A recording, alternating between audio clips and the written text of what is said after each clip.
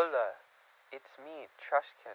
We won Pokmon Unite Worlds twice in a row. We are Luminosity, the best team in the world. Ask us anything.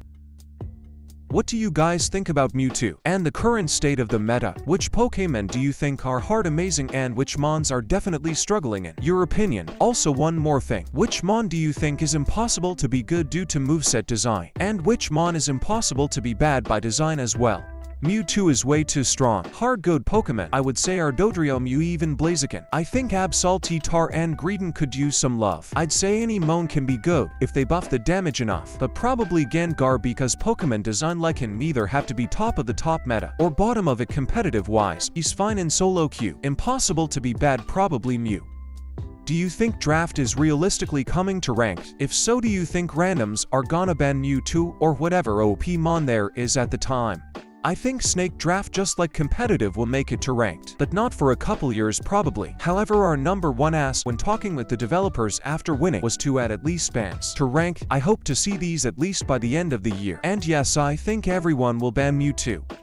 What areas do you think an average 1600 rank player could improve in? What's the best way to practice / get better at this game? Probably all areas need equal work if you're 1600. The best way is to be present and critically thinking while playing the game, constantly analyzing every second and how you could have played better. This makes your practice time much more efficient, and everyone has the same amount of hours in the day, so it really makes a difference. Obviously, it is energy consuming though. Looking at the map every 5 to 10 seconds, knowing the spawn timers for everything, and using helpful pings for the team. What's your favorite defender besides Lopurus, and why? My favorite defender in competitive would be mine. Even though he's ass right now, I love the playstyle. He's considered a support in game but usually played as defender role. Besides mine, might have to say the most fun is Snorlax or Umbreon. What's your opinion on Blastoise? Has been pretty strong consistently across all metas. Great pickup to learn. Do you think that the new items change a lot of the meta, especially in the defender role? Yeah, I think the curse items are really good. And since healing was so strong before, it changes a lot in the meta. If it's a huge change, I'm not sure yet. What was your favorite meta in the competitive scene? And what was the worst? My favorite meta was actually this year when they nerfed Zacian. It was the most balanced the game has ever felt, right before they released Mewtwo and everything went to shit again. How did the team handle the matchup against Jungle Invades, especially since it seemed like Japan in particular utilize invades a lot in Worlds? Yeah, we actually had a special strategy for it I cover in my series, breaking down all our Worlds games in depth on my YouTube. We basically used both support and defender to help leash jungle in certain matchups. Does anyone on the team go to school, or is Unite / streaming a full-time job? Everyone on main roster was in university this year except Ring. Jungle Book just graduated this year, which is why he's returning next year. Overlord actually had to disqualify us in makeup last year because he had to go to prom in high school. It's a famous meme in the pro community. Promolord. Any tips on how to deal with / bad teammates? You need to focus on what's within your control and look at the big picture over a long period of time. What will get you more wins is you improving plus focusing on yourself and also learning how to maybe better help people on your team. If you just focus on, I need to win now, and this idiot is preventing me from doing that, that doesn't help you win or improve, when every game should at least be one of those two things. Try to stay positive. I used to struggle with this too actually, and I think everyone on the team has. Sometimes you're just gonna have a bad day. You just have to realize randoms are gonna be bad, so there's no point focusing on their gameplay. Instead, we just focus on how we can play the best possible in every game, mechanics and macro-wise. Do you prioritize one regi over the other? Yes, depends on the situation though, and there's a million different scenarios. Most of the time, it's gonna be bottom regi though. Who is more likely to do a troll pick / ban in a game? Kyriaos lost as a tourney this year with troll pick no comms picked randomly. Who does the shot calling on your team? One of the things I really prioritized as a coach was the team communication. I worked with each player on communication goals so that in game everybody was talking and saying things that the team needed. So depending on the situation, several different people were the shot caller. In terms of who probably communicated the most overall, I would say Rhinne, kyriaos and Slash. We all do it together. But I'd say it's mainly me, Rhinne, and kyriaos. How much emphasis do you put on getting better at the game, or training if you will, alone versus together as a team? Or how do you go about balancing these two? I'd say half and half is good. It's hard to balance and we struggled with stuff like that throughout the year. But I think when you're starting out actually and not the best team, you can just hard grind and improve together 100% of the time. Once you start winning games easily, though it's probably better to practice in solo queue.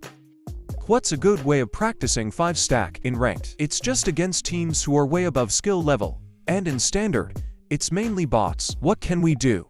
Yeah, I definitely get the struggle for practicing 5 stacks. Because if you face way above your skill level, then you don't learn much and vice versa. I recommend trying to find scrims. There's plenty of discords out there for it. There should be an abundance of teams looking to scrim around your level. That way you can practice actual competitive format too. Is there any cases where leftovers, rocky helmet, and assault vest are good items?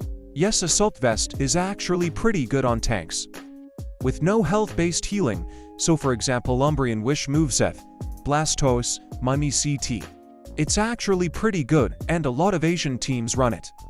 Is it better than other items? Debatable, but it's definitely playable and not bad at all. I meant health percentage-based healing, so for example, I think it's very grief on Trevenant because it has so much max HT% healing with its moves and passive. What's the mindset behind picking a third item on defenders, such as picking Cookie on Umbreon over something like Buddy or Bangle? Honestly, it just comes with testing. After testing all different items in different game states, I knew Cookie was by far the best third item and felt the most broken. Obviously, there's some numbers involved, but I like testing out builds before I make up my mind. How does competitive play compare to everyone else playing ranked? Seems like it's a much better experience. Competitive having pick and ban makes it so much more enjoyable to me and adds more depth to the game. Yep, I think draft makes it way more fun than ladder. It's honestly as fun playing as it is to watch. Really love draft this year. I heard you played tablet. Why did you use phone at Worlds? Thoughts on tablet? They didn't allow tablet. Please free tablet players, I hate playing on phone. Who is the best mage for you? And the best all-rounder? Probably Mew. Best all-rounder, Zacian or Shifu. A lot of people want to see Rayquaza changed. Would you personally like to see Rayquaza changed? If so, what mechanic would you put in to replace the current Rayquaza mechanic? Yes, honestly not sure if this would be good, but maybe something that doesn't affect scoring at all and instead gives you a huge buff in some way. And you still have to try to kill enemy team on their pads. Sounds pretty fun on paper and more balanced. I don't know though. What Pokemon would you like to see playable in the future? Zygarde. What is the #1 tip you could give to an aspiring comp tank main? Positioning is most important and hard to teach. And using your moves for peel. Most spectators were definitely shocked by EU, though were you surprised at some of the teams that didn't make it out of groups? Do you think that those teams would have had a deep run on day 2 if they made it? I was not shocked by EU. I had an infamous tier list of players for Worlds, where I actually predicted all EU teams to not make it out of groups. Regardless, I still thought they were a much better region than they're showing at least. The one team that surprised me the most was Amaterasu, which I thought would easily make it out of groups. I think Amaterasu would have had a very good Worlds run after groups, and they were widely considered the hardest team in scrims to beat. Although we had a winning record versus them, most teams got clapped by them in every region and scrims. Do you think Surf/Scald Slowbro needs different item sets? And how would you decide to pick the move over the other in a game? I usually play duo/trio with friends, sometimes 5s, but there should already be one supporter with EXP share already, so I'm quite torn if I should use it too. As the best defender in the game, here's how I separated my builds in Worlds: Scald plus Amnesia Eject, Spoon, Focus, EXP share, Surf plus Amnesia Potion, Buddy Barrier, Focus, EXP share. Do you think that Unite has a future in sponsored teams? I saw over the last year a lot of teams changed names because they were sponsored now. Yes, that is the hope. Sponsored teams will be huge for growing the esport even more. And I hope the devs do more to attract big organizations. We had to do all the work to get Luminosity to sign us ourselves, and normally that should be the job of game devs to advertise their game. What buffs does Tyranitor need to be competitively relevant? A/S tier. Either help its early game so it's not so bad pre-level 9, or make it more of a Thanos character and harder to kill once it gets to late game. Right now it really just doesn't do anything in the meta, even when level 14 pretty easy to kill. So giving it some sort of theme like good late game scaler, or just making its early game way better so it actually has a place in the meta. What are your opinions on Absal? Also, what are your opinions on the Dark Suit style holoware? I think it's a really fun Pokemon, would like to see it buffed. The holoware is kinda mid though.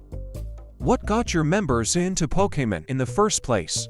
I think Pokemon for all of us was our childhood favorite games. We all played the mainline series games, besides Elo and Jungle Book. They just wanted to try it out for the MOBA aspect and cause it was on Nintendo Switch. At Overlord, were you listening to music when playing at Worlds? If so, what playlist were you listening to? You cannot listen to music while playing at Worlds. I'm pretty sure he wasn't. What do you think is the most valuable skill that a player needs to have in order to be good at this game? Being curious and open to feedback. Being able to critically think and improve your gameplay by yourself. Decent reaction speed is kind of a must too. To slow and I think you're just not fit for competitive. You all look Asian. Are you half or full-blooded? What are your ethnicity? We are all half American, yeah. / Taiwan, Elo, Chinese, kyriaos, Korean, rhinne, Indian, overlord, Filipino. How much money have you spent just on account progression? No skins, just the money spent on new mons, emblems, enhancers etc. All of us besides Ring and Elo spent $0, I'm pretty sure. But I've played and maximized my free-to-play efficiency from the start of the game. What is your opinion on the economic prosperity in Libya? I have no clue honestly. I just play video games.